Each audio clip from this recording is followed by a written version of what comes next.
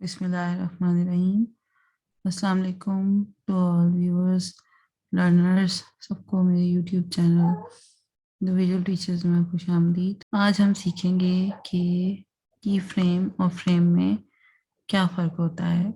Flash में की frame और फ्रेम में क्या फ़र्क होता है। तो सबसे पहले मैं आपको बता दूं कि जिस तरह से हम एनिमेशन बनाते हैं तो हम फ्रेम टू फ्रेम एनिमेशन बनाते हैं। ये हमारी टाइमलाइन होती है। इसमें हमें पता चलता जाता है कि हमारे कौन से फ्रेम पे क्या चीज़ है। फ्रेम का मतलब क्या है और की फ्रेम का मतलब क्या है।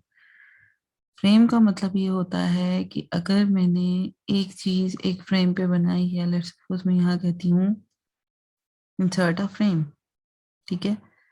अब ये फ्रेम इंसर्ट हो गया। अब इस फ्रेम को मैं उठा के यहाँ लाती हूँ।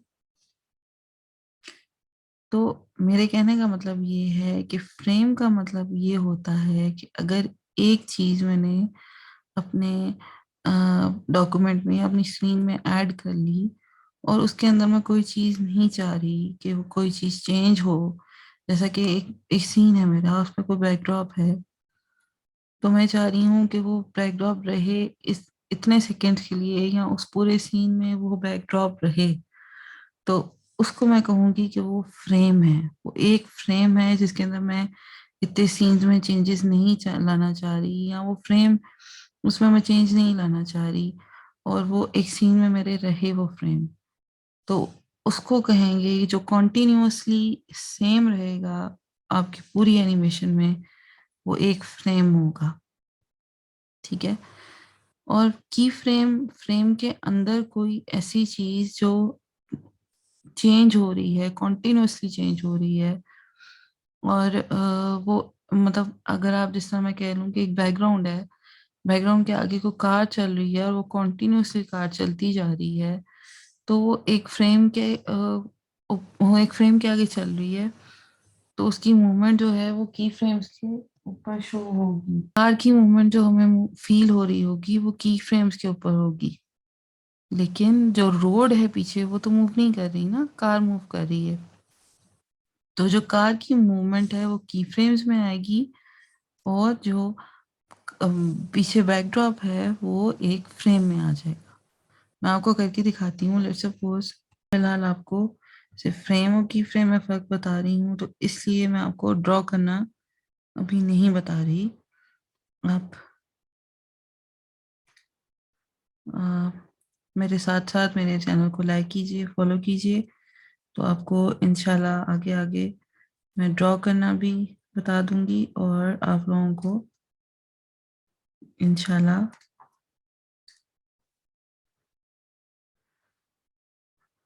ड्रॉ करने के साथ साथ आपको मैं एनिमेट करना भी साथ साथ बताती रहूंगी। ठीक है जी। अब ये देखिए, वो आपको फर्क में मैंने बताना था। तो देखिए, इस फ्रेम से लेके इस फ्रेम तक, 40 तक हमारे पास, क्योंकि मैंने इस फ्रेम को ड्रैग किया था, इस फ्रेम से लेके इस फ्रेम तक हमारे पास ये ड्राइंग मौजूद है। ठीक है। हम मल्टीपल सिलेक्शन टूल सेलेक्ट करेंगे, ये ऐसे, ठीक है। इसको अपनी स्क्रीन लाइन तक बड़ा कर लेते हैं जहां तक हमें ये चाहिए। फ्रेम पे आप सिलेक्ट करते हैं तो ये आपके पास सिलेक्शन टूल्स आ जाते हैं।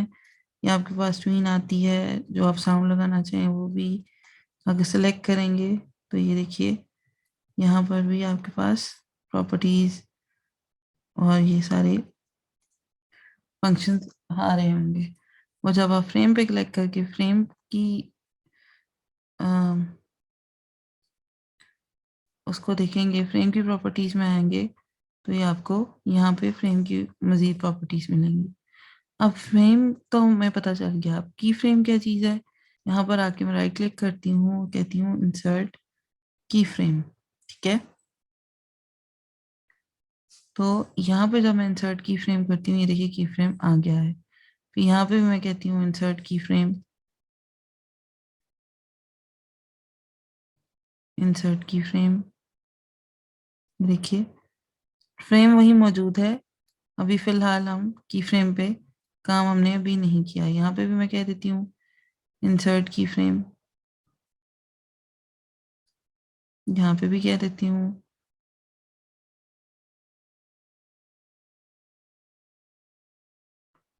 इंसर्ट की फ्रेम। अब हम यहाँ पे आते हैं, इस की फ्रेम को उठा के यहाँ रख देती हूँ, इस की फ्रेम को उठा के यहाँ ले आई, इस की फ्रेम को उठा के मैं यहाँ ले आई। ठीक है, इस की फ्रेम को हम 25 पे ले जाते हैं। ओके, अब मैं क्या करती हूँ, इस की फ्रेम पे, ये वाला की फ्रेम है, यहाँ पे मैं इंसर्ट करूंगी एक, यहाँ पे मैं इंपोर्ट करूंगी एक इमेज दोबारा से।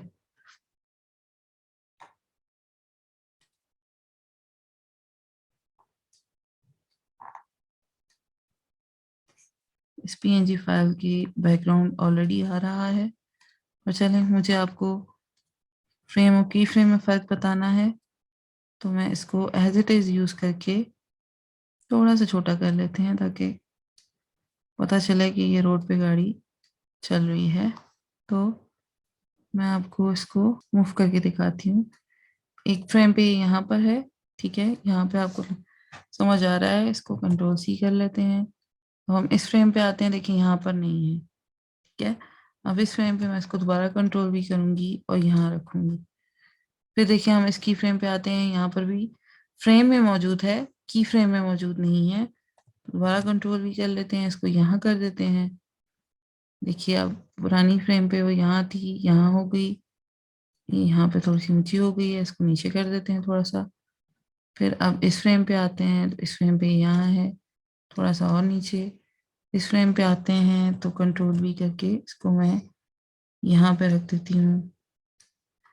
ठीक, ये अब ये देखिए, अब जैसे मैं एनिमेशन चलाती हूँ तो आपको नजर आ रहा है, जो मैं एटलीस्ट मैं आपको समझाना चाह रही हूँ, आई होप सो कि वो आपको बात समझ आ गई होगी, कि की फ्रेम बेसिकली फ्रेम के अंदर जो आप प्रॉपर्टीज उसकी चेंज करना चाहें या जो चीज़ आप ऐड करना चाहें, वो की फ्रेम होता है। और जो फ्रेम होता है वो आपका कॉन्टिन्यूअस रहता है, जहां तक आप उसको कॉन्टिन्यूअस रखना चाहें। और की फ्रेम फ्रेम के अंदर की कॉम्पोजिशन को कहा जाता है।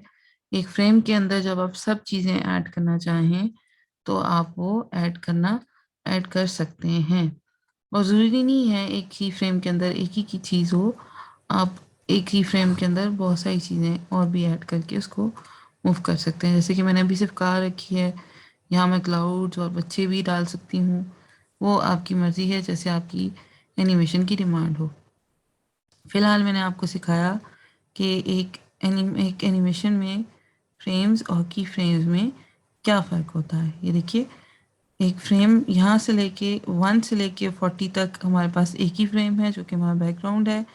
लेकिन की फ्रेम्स में हमारे पास वो एक ही एलिमेंट है, कार है, जो कि मूव हो रही है यहाँ से यहाँ पर। आप यहाँ दिखा सकते हैं कि इस फ्रेम में लोग नहीं आए, तो इस फ्रेम में, सॉरी, इस फ्रेम में हमारे पास लोग आ गए हैं। आप दिखा सकते हैं, तो यहाँ से आप लोगों की एंट्री कर दें, यहाँ से आप परिंदों की एंट्री कर दें, यहाँ से आप और गाड़ियाँ डाल दें, वो आपके अपने ऊपर है। तो इस फ्रेम में बेसिकली मैंने आपको सिखाया, इस वीडियो में सॉरी मैंने आपको सिखाया कि की फ्रेम और फ्रेम में क्या फ़र्क होता है। ठीक है, होप्स कि आप सबको समझ आ गई होगी। मज़ीद वीडियोस के लिए, मज़ीद लाइक्स, मज़ीद ट्यूटोरियल्स के लिए आप मेरे चैनल को लाइक कीजिए, सब्सक्राइब कीजिए, लोगों के साथ शेयर कीजिए, क्योंकि ये ऐसी स्किल्स हैं जो कि वक्त के साथ साथ बहुत प्रैक्टिस के बाद आती हैं। मैं आपसे स्किल शेयर कर रही हूँ ताकि आप लोग बाद में मेरे से कुछ सीख के फ्रीलांसिंग कर सकें। और जैसा कि मैंने शुरू किया है फाइवर पर काम, आप लोग भी शुरू कीजिए, और आप 5 से 6 डिजिट सैलरी आप मंथ में कमा सकते हैं इसके बाद से। ओके जी, अल्लाह हाफिज़। कुछ पूछना है तो मेरी ईमेल आईडी में मौजूद है, और मेरा लिंक भी मौजूद है, आप उस पर पूछ सकते हैं। ओके जी। अल्लाह हाफिज।